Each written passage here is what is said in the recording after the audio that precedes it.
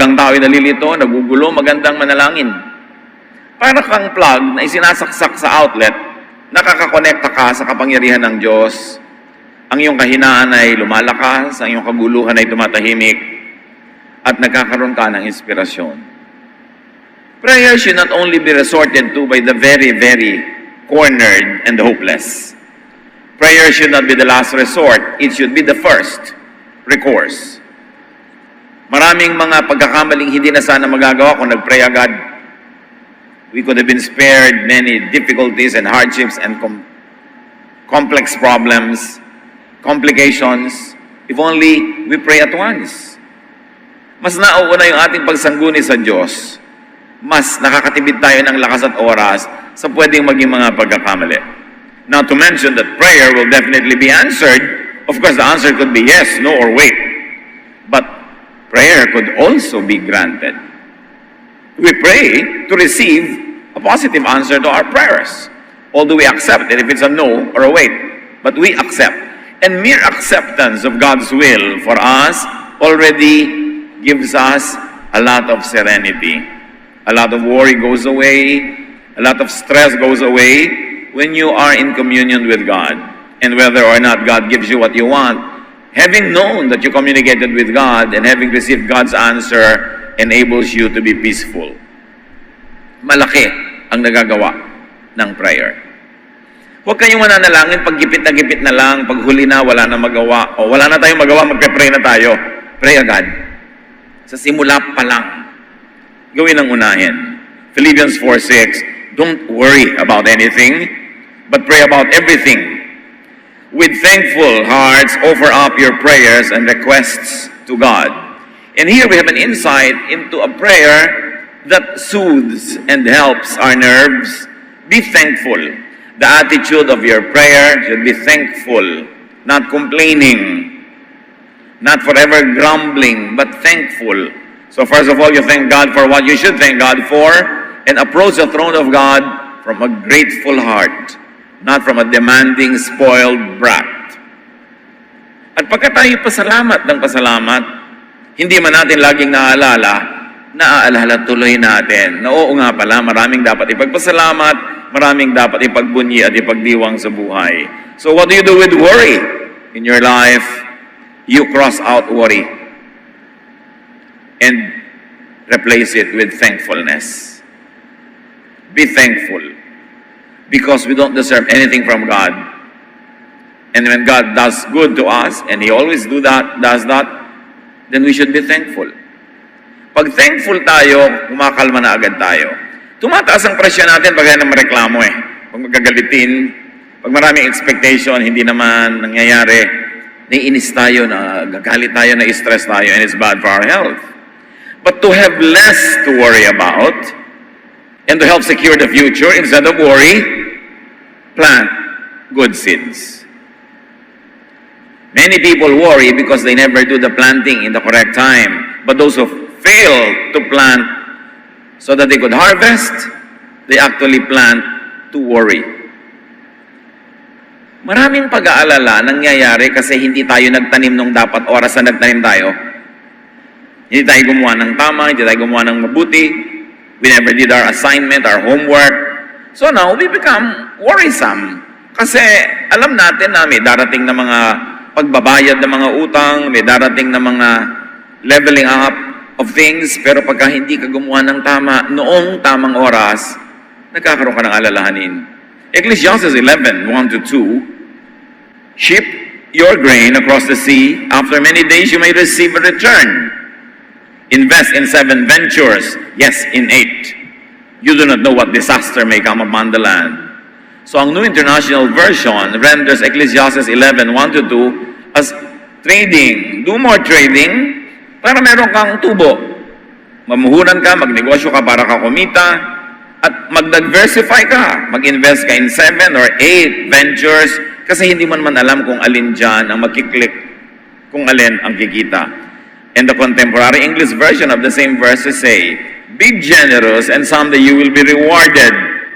So this too is a kind of planting, like an economic activity is a kind of planting. Share what you have with 7 or 8 others, Because you never know when disaster may strike. So kung meron tayong mga kabuhayan, meron tayong panahon, oras, time, talent, treasure, we share it with 7, 8 people because you will never know who among those people would be grateful enough to help you in times of trouble. So you invest in many ventures because you don't know which really will work. However, too much diversification, could lead to disaster. Kaya sinabi, 7 or 8. Not too many. But don't put all of your eggs in one basket. Don't invest everything in just one thing. Kasi pag nawala yon, marami kang alalahanin. Planting many seeds in many places gives you more reason to be hopeful, optimistic, and positive. It also gives you chances of being pleasantly surprised by the harvest that could come. Instead of worry, sleep. Kung meron isang napaka-practical na payo para sa mga mapag-alala, lagi nag-aalala, lagi nag-iisip, itulog nyo yan. Kasi kapupuyat naman, kaiisip, hindi rin nalulutas ang problema. Puyat ka pa, kinabukasan tuloy, lalo hindi ka makapag-isip dahil parang nakalutang sa hangin ang iyong utak. Sleep relaxes. Sleep resets the mind. Kumbaga, sikip na yung kwerdas ng utak nyo. Pag natulog kayo, lumuluwag ulit, nire-reset. The reading goes back to zero. It becomes neutral enough to accept and to receive inspiration that probably never found space when you were too preoccupied with your nagging thoughts. Sleep could even bring you to another dimension of consciousness into the counsel of God. We know of many Bible characters who found the greatest instructions at sleep while they are sleeping. Well-timed sleep could be your first step in problem solving. Especially when, despite your attempts, you never seem to find the right solution to your problems, itulog yan. And do not think of problems at night. Just before sleeping, you might have all the horrific dreams that could happen. Ecclesiastes 5:3, a dream comes when there are many cares. And the contemporary English version says, if you keep thinking about something, you will dream about it. That's why many self-appointed prophets keep on seeing things and visions and dreams because they keep thinking about it. And when you're obsessed with something, focused on something, you will dream about it. Do not mistake every dream for a direct revelation from the divine. Dapat sinusuri mo rin yan. Pag sobrang laging gusto mo, lagi mong iniisip, mapapanaginipan mo yan kahit hindi ka propeta. And of course, if you like to think and dream of positive things, fill your minds with positive thoughts before sleeping. Ecclesiastes 11:10, rid yourself of all worry and pain. Have you noticed that life seems more dreary, problems seem more terrible between 12 midnight and 4 a.m.? Mas madrama ang buhay paghating gabi. Pag may namimiss kayong tao, subukan yung maalala yan ng mga 1 a.m., 2 a.m., halos mabaliw kayo sa pagkamis. Pag meron kayo iniisip na problema, parang ang lala ng problema, lalo't kayo lang yung gising. Pag may iniisip kayong mabibigat na mga suliranin, mga nakakatakot na bagay, dumodoble ang horror between 12 midnight and 4 a.m. Pero subukan nyo, kahit anong dramang bukid ang gawin nyo, pag madaling araw, pag hating gabi, kinabukasan, wala na, masigla na kayo ulit. Merong nangyayari na pag nagliliwanag na ang araw, itinataboy na rin yung mga kung ano-anong nagpupugad at namumugad na mga horror sa ating utak. Kaya huwag kayong masyado mag-isip pag gabi. Itulog nyo yan. It is important to be asleep at night because problems compound. Horrors become more horrific when you think about it in the depths of the night. So sleep, so you don't get to think about it and be obsessed with it. Because the moment you wake up the following morning, things become brighter. Actually, nothing changed, only the time. But there is something about our body clock, and there is something about the way we think and our emotions connected with the night or the day. Kaya itulog niyo yung gabi para makaraos, makalampas, at mag-survive. Matthew 6:27, can worry make you live longer? The expected answer is, of course, a big no. It's pointless to worry. Instead of worry, accept what cannot be changed. Of course, we've got to have the wisdom to know the difference between what should be changed and what cannot be changed. But whatever cannot be changed, at least for the moment, must be accepted. It will make you worry less, or it will take away your worries. Ecclesiastes 1:15, if something is crooked, it can't be made straight. If something isn't there, it can't be counted. So tanggalin na lang ang mga pagtanggi sa mga dapat ay tinatanggap na lang. Huwag hanapin ang wala. At huwag paghanapan ang wala. Do not dwell on if onlys. If only I married another man or woman. If only I did this or that. Tapos na nga eh. People who live filled with if onlys always worry and are stressed and are unhappy. Don't say if only. Say next time. Kung may next time ka pa to marry, no? In that case. Kasi marami pa namang pwedeng mangyari. Pagtapos na, hindi na mababago, tanggapin nyo na.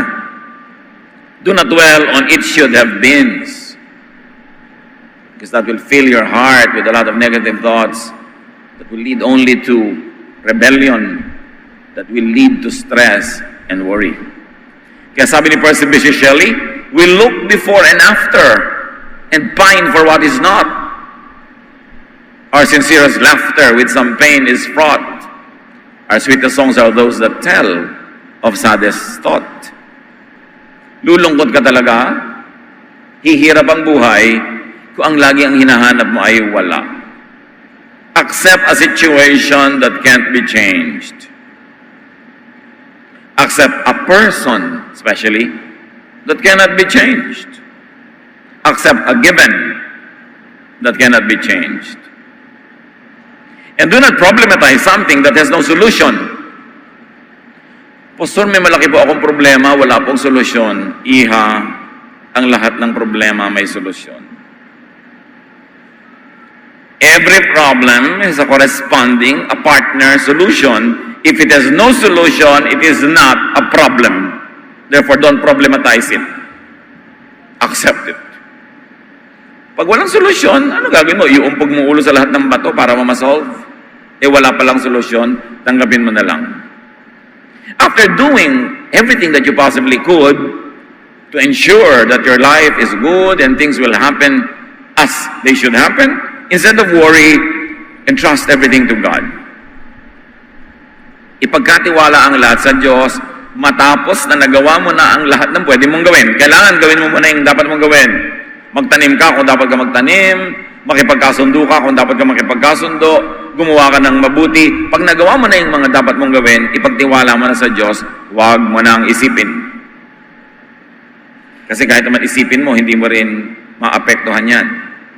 1 Peter 5:7, God cares for you, so turn all your worries over to Him. And let me be emphatic, after you have done everything you could to improve the situation, to solve the problem, turn everything else to God and do not worry. And do not contend with God. Si Job, nung may mga nangyari sa buhay niya na sa palagi niya hindi dapat mangyari, nakipagtalo siya sa Diyos. Sabi niya, hindi ko naman dapat deserve to. Bakit ako nagkaganito, nagkasakit? Bakit ako naghirap? Ang buti-buti kong tao. So sabi sa kanya ng Panginoon sa Job 38, 1-4, from out of a storm, the Lord said to Job, why do you talk so much when you know so little? Now get ready to face me. Can you answer the questions I ask? How did I lay the foundation of the earth? Were you there? And then God went on with a series of questions that led to only one conclusion, that God is almighty, Job or other human beings are not, and therefore they should take their correct places. Huwag ka na makipagtalo sa Diyos, kung yan ang kalooban ng Diyos at yan ang naganap, siguradong yan ang pinakamabuti para sa iyo, at least at that moment. At walang buting itudulot ang magreklamo, at ang magtampo pa sa Diyos. Minsan nagtatampo pa yung iba sa Diyos. Anong mapapala mo na magtatampo ka sa Diyos? Mananalo ka ba? Tanggapin ang dapat tanggapin, baguhin ang pwedeng baguhin, at huwag mag-alala. Matthew 6:25-26, sabi ng Panginoong Jesus, I tell you not to worry about your life. Don't worry about having something to eat, drink, or wear. Isn't life more than food or clothing? Look at the birds in the sky. They don't plant or harvest. They don't even store grains in barns, yet your Father in heaven takes care of them. Aren't you worth more than birds? Isang mahalagang paalala sa atin yan. Mas mahal kayo ng Diyos kaysa mahal nyo inyong sarili. God loves us more than we love ourselves. When we live following God's will, when we pray, when we do what is practical to do and use our brain,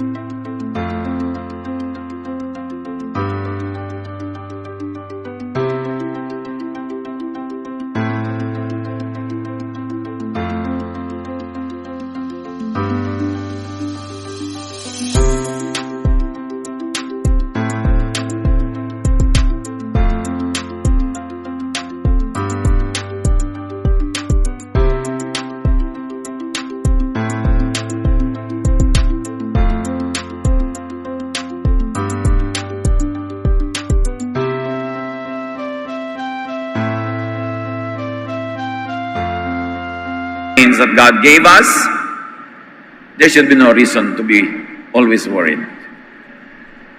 Mahal tayo ng Diyos, makapangyarihan ng Diyos, alam ng Diyos ang nangyayari, kaya liba na lang sinasadya nating sumuway sa kalooban ng Diyos. Therefore, ang nangyayari sa buhay natin ay siyang pinakamabuting pwede mangyari given all the surrounding facts of life. Kaya huwag tayong makipagtalo sa Diyos. Pero dapat laging iniisip, Lord, ito bang bagay nito? Dapat kong baguhin o dapat kong tanggapin? Kaya ko bang baguhin na hindi ako makakasakit ng iba, hindi ako makakagawa ng masama sa sarili ko? Kung kaya ko, di ba baguhin ko? Pero kung hindi, tatanggapin ko po. At kung hindi man katanggap-tanggap to sa akin ngayon, next week, next year, at least for today, tatanggapin ko para tahimik ako today. Kasi marami naman pwedeng mangyaring mabago bukas next week. Tatanggapin ko lang ngayon, hindi ko lalabanan kung hindi ko naman talaga pwedeng palitan, and I will pray and hope na bukas, pagising ko, iba na yung sitwasyon. Marami mga tao, mga kapatid, meron sila halimbawa ang taong gustong mawala sa buhay nila pero ayaw nilang palayasin. Kasi ayaw nilang saktan, ayaw nilang makipagkagulo. Pinapanalangin nila, Lord, kayo na po ang gumawa ng paraan, at naghihintay sila at napakarami nagpapatotoo. Ay, salamat, hinintay ko yung paraan ng Panginoon. Nawala rin yung tao, hindi ko inaway, hindi ako inaway, hindi nagalit sa akin. Kailangan lang, naghihintay ka sa God's timing. Marunong tayong maghintay. Hindi pa dalos-dalos, hindi dinadaan sa bugso ng damdamin ng ating mga pasya. At kung wala kang magagawang tama, kung ang gagawin mo lang ay makakasira, makakagulo, mabuti pa, wala ka na lang munang gawin at hintayin mong kumilos.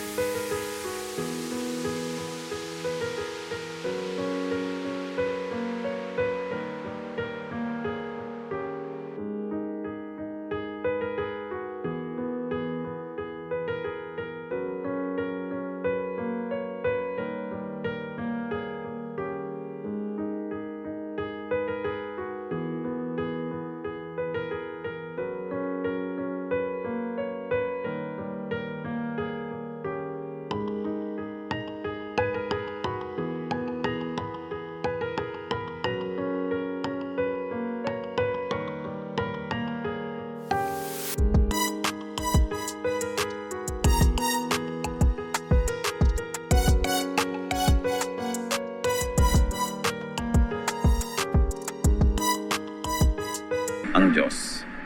Hindi mo laging kailangang makialam, hindi mo kailangang laging actively orchestrating what happens around you. Because God is alive, and God is powerful, and God is involved in our daily lives. At napakalaking advantage sa ating mga anak ng Diyos yun, na meron tayong inaasahan ng Diyos, meron tayong pinupuntahan, at sa mga bagay na din natin maunawa, na ipapasa Diyos natin, dahil tayo nagtitiwala sa Kanya. Ano ang mga worries niyo sa buhay? Worried ba kayo about the future? Worried ba kayo about health? Worried ba tayo about money? Worried ba tayo about social relationships, about professional situations and professional issues? Lahat yan alam ng Diyos. Gawin natin kung anong tama. Lagi tayong gumawa ng mahusay, magtanim ng mabuti, umasang aanin nun, at ipasa Diyos ang lahat. Meanwhile, don't allow worry about things that are yet to happen spoil the beauty of what is happening now that you could otherwise miss. If you're always fixated on what could be and what might be, we miss what is happening right now. And today will never come back. The moment you miss this hour, it will never return. So we miss a slice of life, and we miss a chunk of life because we worry too much about a far away next week or next month. Plan, yes. But then after doing enough planning, leave the results to God. Ama namin, turuan niyo po kami. Payapain niyo po ang aming loob, yung aming mga pag-aalala. Turuan niyo kami magtiwala sa inyo, gawin ang tama, at mabukas ang mata namin sa napakaraming magagandang bagay na dapat naming malasap, ma-enjoy, kung hindi lang kami laging